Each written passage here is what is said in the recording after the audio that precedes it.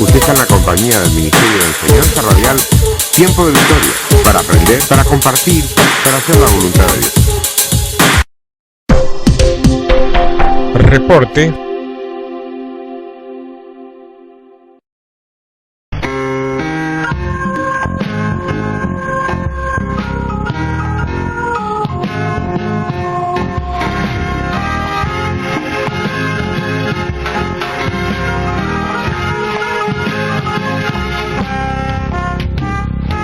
Esto es Tiempo de Victoria.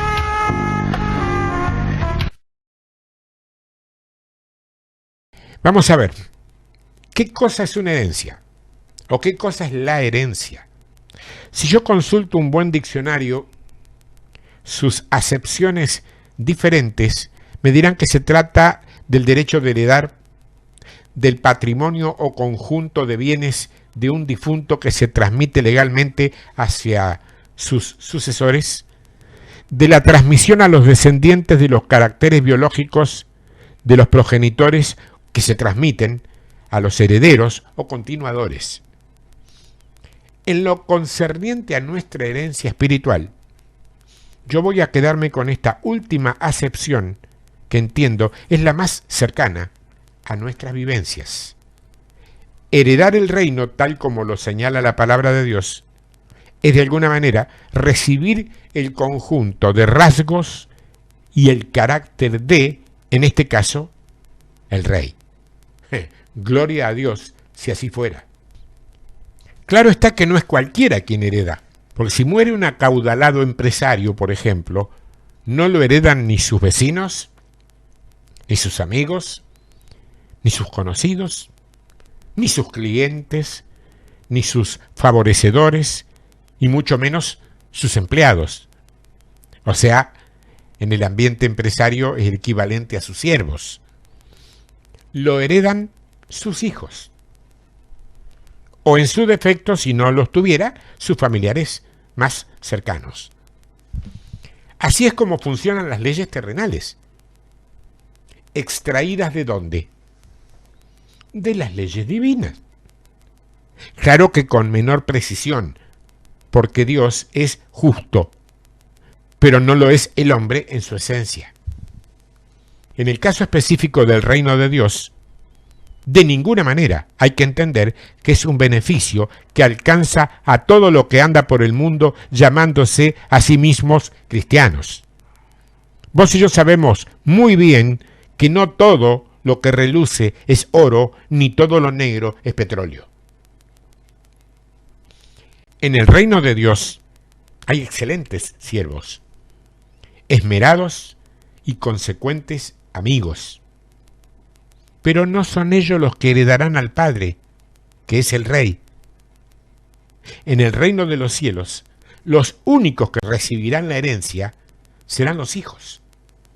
Así que será muy bueno y necesario, para saber de qué cosa estamos hablando, examinar muy bien quiénes somos o no somos los hijos conforme al corazón de Dios. Hay hijos engendrados, hay hijos criados. Comencemos por el principio, que es precisamente un principio, uno de los tantos que Dios ha puesto en la tierra para que el hombre lo conozca, lo acepte y lo ponga por obra. En el Salmo 2, dice el verso 8, pídeme,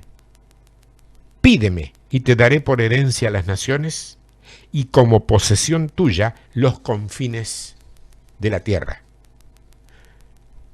Los quebrantaste con vara de hierro, como vasija de alfarero los desmenuzarás. La pregunta que surge después de leer esto es, ¿a quién le está hablando Dios aquí? Simple, si lees más arriba en el verso 7 de este mismo Salmo, vas a ver que le está hablando al Hijo. Allí dice, yo publicaré el decreto, Jehová me ha dicho, mi hijo eres tú, yo te engendré hoy. Entonces, al que ha engendrado Dios, al que reconoce como hijo, es al que le dice, pídeme y te daré por herencia las naciones. No se lo dice al creyente global, o en general, al creyente masivo, Tampoco se lo dice al evangélico, ni al católico, ni a cualquier persona que se reúne en su nombre. Recordá esto: muchos harán milagros y yo diré, no los conocí.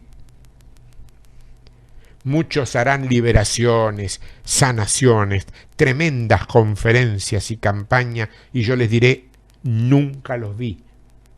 Apártense de mí, hacedores de maldad. Es mejor que ahora unan todo lo que conocen de la palabra de Dios en función de empezar a entender lo que significa ser hijos. Y créeme que por diversas razones, este es un tiempo para aprender a ser hijos, o para determinar si lo somos o no. Entonces el gran punto para examinar meticulosamente es ¿qué hace que un creyente se convierta en hijo? Ese es el tema central. ¿Será el simple hecho de haberle dicho, Señor, te acepto como mi Señor y Salvador personal? ¿Eso ya te convierte en un hijo de Dios? ¿De verdad estás creyendo o lo has estado creyendo que es así? En ese mismo pasaje, en el verso 7 que ya leímos, dice, yo te he engendrado hoy. El primer rasgo del Hijo es que Él es engendrado del Espíritu. Y esto es algo muy importante porque van a darse cuenta que no todos son hijos de Dios, tal vez por el simple hecho de conocer algo de Dios. No los hace hijos. Por eso yo siempre recomiendo, aunque me haga caer antipático, que nunca debes confiarte a ciegas de alguien que te dice que es creyente y que se congrega. Porque cualquier persona puede decir que es creyente y asistir a un lugar para congregarse. Y eso no significa absolutamente nada, ni te garantiza absolutamente nada.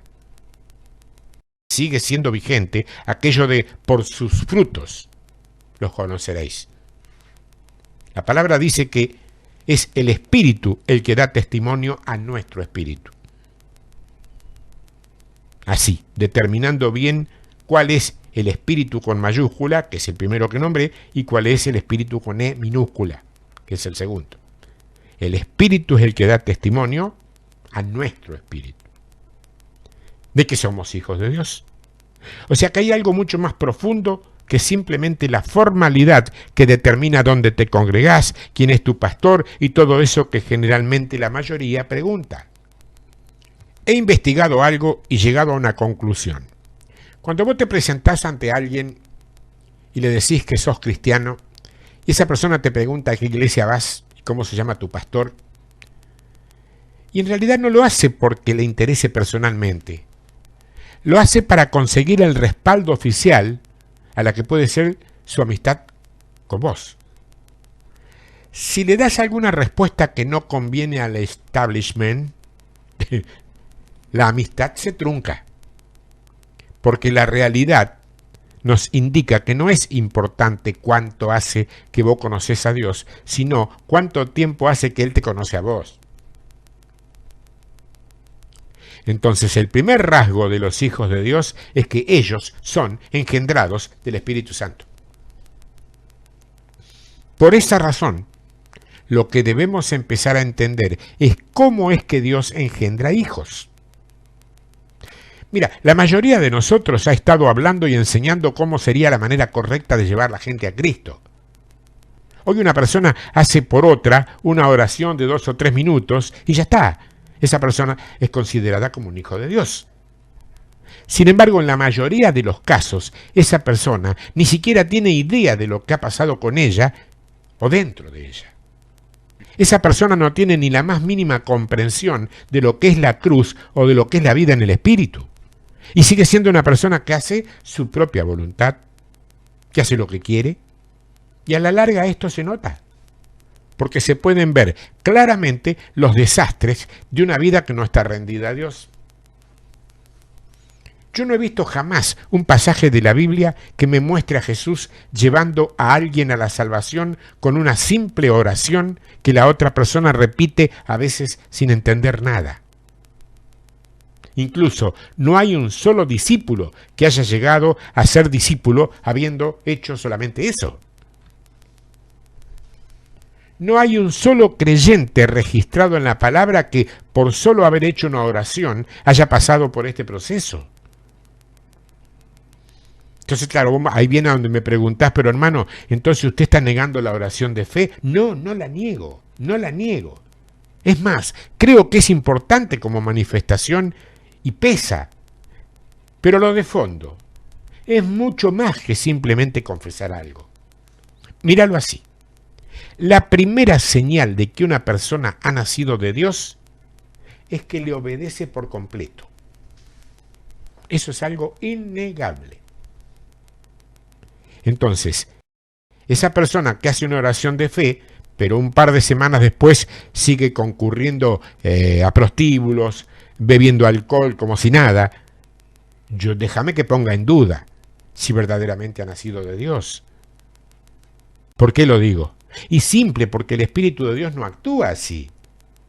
Y ahí nos falta alguno que cae en la antigua tentación de decir que no, que eso pasa porque nadie le enseñó a esa persona lo que tiene que hacer y lo que no tiene que hacer. Acá hay un punto. Cuando uno es nacido del Espíritu, no tiene necesidad que nadie le enseñe lo que debe o no debe hacer. Porque el Espíritu mismo, que ha sido engendrado en él, lo conduce a la verdad.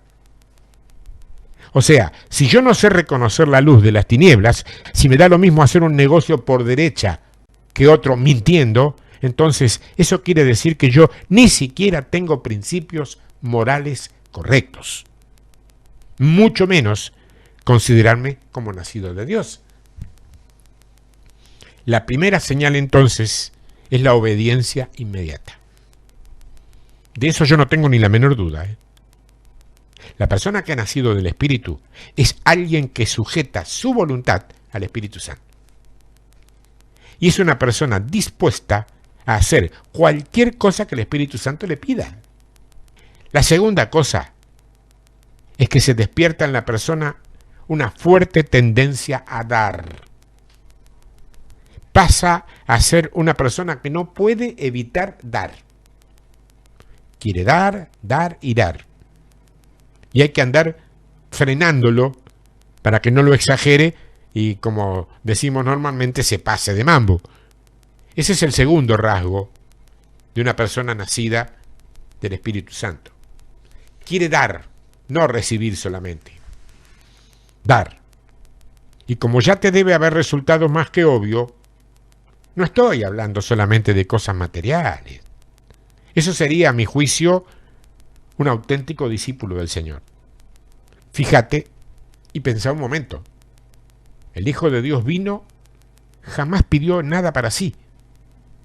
Él eligió dar, dar y dar. Y no pidió absolutamente nada. El dar, pero con corazón alegre y certeza de lo que estamos haciendo, es una nítida señal de la presencia del Espíritu Santo en nuestras vidas. El tercer rasgo de una persona que ha sido engendrada por el Espíritu es que empieza a tener una visión de Dios como Padre. Y no se me ocurre un mejor ejemplo práctico y sumamente gráfico de comparar un nacimiento divino y espiritual con uno de contenido físico y convencional. Cuando un niño nace, y hablo de un nacimiento natural, normal, ese niño no necesita que alguien le presente a sus padres. Él reconoce el olor de su madre y la voz de su padre. Es muy interesante, ¿eh? Pues son las dos cosas que guían su relación. Jesús, hablando de eso, dice algo tremendo. Él dice: mis ovejas oyen mi voz. Claro está, si ellas son sus ovejas. Si ellas son sus ovejas, Él es su pastor. ¿Y qué pasa cuando las ovejas no oyen la voz de su pastor? Fácil. No es su pastor. No hay forma de equivocarse, ¿eh? Pero así es la cuestión en el cielo, es muy sencilla. no es complicada, no es teológicamente difícil, no hay que entender nada. Si Cristo es tu pastor, vos escuchás lo que Él dice, punto. Sin riesgo a confundirte, a perderte o a extraviarte. Simplemente porque reconoces la voz de tu buen pastor. Entonces no terminás enamorándote de la chica o del muchacho equivocado. No terminás haciendo negocios con la persona equivocada. No terminás asociándote con las tinieblas. Es tan fácil. Es tan fácil. Porque vos se lo preguntás todo al Señor. Y el Señor dice no. Si el Señor dice no, es no. Y si dice sí, adelante. Y como has rendido tu voluntad a Él, no es ningún problema hacer lo que Él te pide. Hacer lo que Él te pide. Hacés o decís lo que el Hijo dijo o hizo. Así es como funciona, ¿eh? Cualquier otra reacción se llama rebelión. Oh, qué palabrita, rebelión. Jesús dijo, he venido a hacer tu voluntad, oh Dios. Entonces la vida de ese recién nacido, no voy a decir de recién convertido, recién nacido, es extremadamente efectiva, es preciosa y va de victoria en victoria, y su salvación va manifestándose como la luz de la mañana, cada vez de menos a más.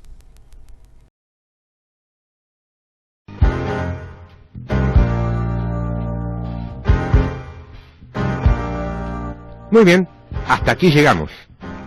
No sé qué pasó en tu vida hoy con esta palabra, no sé qué fue lo que te estructuró o te desestructuró, no lo sé, pero sí sé que a partir de hoy, esto que has recibido, ha cambiado tu manera de pensar, ha cambiado tu mentalidad para muchas cosas. Gracias y hasta la próxima, si Dios quiere.